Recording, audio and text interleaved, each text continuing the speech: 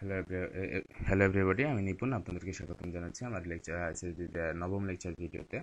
আসলে অনেকগুলো ভিডিও হয়ে গেল, এটা আমার নবম ভিডিও। তো এইখানে আমি ফার্স্ট স্টেপ থেকে লাস্ট স্টেপ পর্যন্ত আপনাদেরকে বলার চেষ্টা করেছি কি হয় বা কীভাবে প্রিপারেশন নিতে হবে আমার এই সংক্ষিপ্ত সময়ের ভিতরে।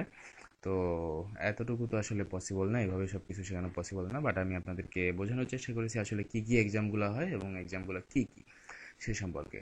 তো আমাদেরকে আইসিএসবির first day, second day, third day পর্যন্ত হয়ে গেল, এখন আমাদের ফোর্থ ডে। তো থার্ড ডের এক্সাম শেষ করার পরে আপনারা রাতে রুমে আসবেন, সবাই হয়তো গল্প গুজব করবেন, সবাই অনেক ফ্রি মাইন্ডে থাকবেন, আসলে আর কোনো কাজ নেই, কোনো পরীক্ষা নেই, এখন হচ্ছে রেজাল্টের জন্য ওয়েট করা।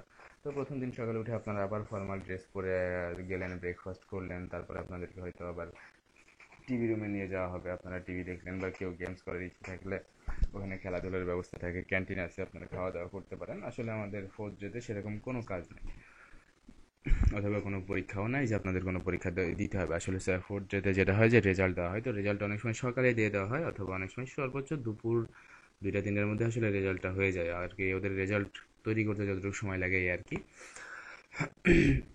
তো ফোর্থ ডেতে আসলে কোনো কাজ নাই, আপনারা সবাই তো বুঝতেই পারবেন যে আপনাদের কার কেমন হয়েছে, কে কেমন পাবেন। আসলে তারপরে আপনাদের জাজমেন্টটা যে সবসময় ঠিক হবে তা না, আসলে ওরা যেটা বলবে বা ওদের জাজমেন্টের সাথে আপনাদের জাজমেন্ট অনেক সময় মিলবে না।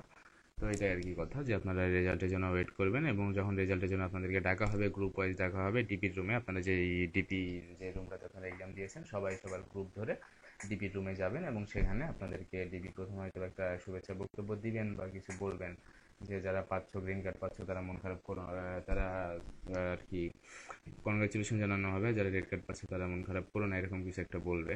দেন তারপরে আপনাদের একটা হলুদ খাম দেওয়া হবে, হলুদ খামের ভিতরে আপনারা খুলে দেখতে পাবেন যে গ্রিন কার্ড, যেটা গ্রিন কালারের একটা কার্ড আর একটা রেড কালারের কার্ড। আসলে গ্রিন কার্ডটা হচ্ছে যারা গ্রিন কার্ড পাবেন তারা সিলেক্টেড হয়েছেন, এবং তারা মেডিকেলের জন্য, তাদের ফাইনাল মেডিকেলের জন্য আরেকবার ডাকা হবে, এবং সেখানে যেখানে সেখানে পাশ করতে বলে আপনারা বিএমএ, বিএনএ বা এয়ারফোর্সে যেটা আছে সেখানে আপনারা জয়েন করতে পারবেন। আর যারা রেড কার্ড পাবেন তারা আসলে এই ব্যাড লাক, তাদেরকে ফিরে আসতে হবে, এবং তাদের পরীক্ষা এই পর্যন্তই শেষ। তারা তাদের সব কিছু গুছিয়ে নিয়ে চলে আসবেন, আসলে সবাই সব কিছু গুছিয়ে নিয়ে চলে আসবেন। যারা গ্রিন কার্ড পাবেন তাদেরকে সেদিন আর কি পুলিশ ভেরিফিকেশনের জন্য ডাকা হবে, আসলে আপনাদের ওখানে কিছু জিজ্ঞেস টিজ্ঞেস করা হবে, আপনাদের ঠিকানা ঠিকানা ডিটেলস নেওয়া হবে, এবং দেন আপনাদের জানিয়ে দেওয়া হবে যে কবে আপনাদের ফাইনাল মেডিকেলটা কবে। আর যারা রেড কার্ড পাবেন তাদের পরীক্ষা এই পর্যন্তই শেষ, তারা সব কিছু গুছিয়ে নিয়ে চলে আসবেন। আসলে রেড কার্ড পেয়ে মন খারাপ করার কিছুই নাই, দেন আপনার ভেঙে পড়ারও কিছু নাই। স্বপ্ন যে এখানে শেষ তা না, আপনি আবার স্বপ্ন দেখবেন, আসলে দুইবার আর কি দেওয়া যায়। আপনি যদি পরপর দুইবার রেড কার্ড পান, সেক্ষেত্রে আপনি লং কোর্সে দিতে পারছেন না, কারণ আইসিএসবি রুলস আছে একটা যে 5 বছরের ভিতরে দেওয়া যায় না। তো এটাই আর কি। তো রেড কার্ডটা পেলে আপনি সেকেন্ড টাইম আবার ট্রাই করবেন, যেটাতে দিয়েছিলেন আপনি আর্মি, নেভি বা এয়ারফোর্স বা জিটিপি এয়ারফোর্সে যেটা আছে, সেখানে আপনি আবার দিবেন। আবার সব কিছু একবার দিয়ে তো এক্সপিরিয়েন্সটা হয়েই যায়। তো নেক্সট টাইম নিজেকে সেভাবে প্রিপেয়ার করে রেড কার্ড যারা পেয়েছেন তারা আবার নিজেকে শক্ত করে, মনোবল দৃঢ় করে আবার পরীক্ষার জন্য নিজেকে রেডি করবেন। আর যারা গ্রিন কার্ড পেয়েছেন তাদের জন্য কনগ্রাচুলেশন, সবাই জানাবে। আসলে অনেক আনন্দের বা মজার একটা ব্যাপার জিনিসটা, অনেক কিছু দেখবেন, শিখবেন, আসলে লাইফটাকে নতুনভাবে চিনবেন। একটা অনার প্রেস্টিজ, আসলে জিনিসটা যে কী সেটা যে পায় সেই বোঝে, না পেলে বোঝানো তাকে খুবই মুশকিল। তো যাই হোক, গ্রিন কার্ড পাওয়ার পরে এত উৎফুল্ল বা উচ্ছ্বাসিত আর কিছু নাই, আপনাকে আপনার যেসব ইনফরমেশন সব কারেক্ট দিয়েছেন কিনা এগুলো অনেকবার ভেরিফাই করা হবে। দেন আপনাদেরকে মেডিকেলের জন্য ডাকা হবে, মেডিকেল টেস্টে যদি আপনার সব কিছু ঠিক থাকে ফাইনাল মেডিকেলে, তাহলে আপনি চূড়ান্তভাবে মনোনীত হবেন, এবং আপনাকে কল আপ লেটার পাঠানো হবে আপনাকে জয়েন করার জন্য।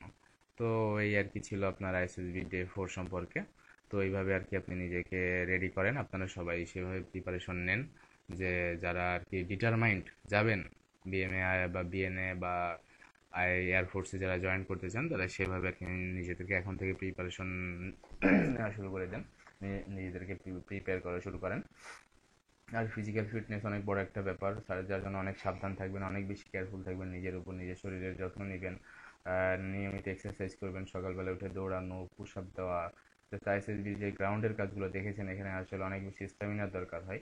তো সেই জন্য আপনারা ঠিকমতো খাওয়া দাওয়া, ঠিকমতো খাওয়া, ঘুম, পড়াশোনা, আসলে আপনি ওখানে যাবেন জন্যই যে একবারে সব কিছু ছেড়ে দেবেন তা না, আসলে নিজেকে অনেক বেশি সতর্ক থাকতে হবে সব ব্যাপারে। আপনার সব দিকে আপনার ক্যারেক্টার যাতে ঠিক থাকে সেদিকেও খেয়াল রাখবেন, যে আসলে কোথাও আপনি মার্ক বা রেড মার্ক না হয়ে যান, সেগুলোর দিকে খেয়াল রাখবেন অনেক বেশি।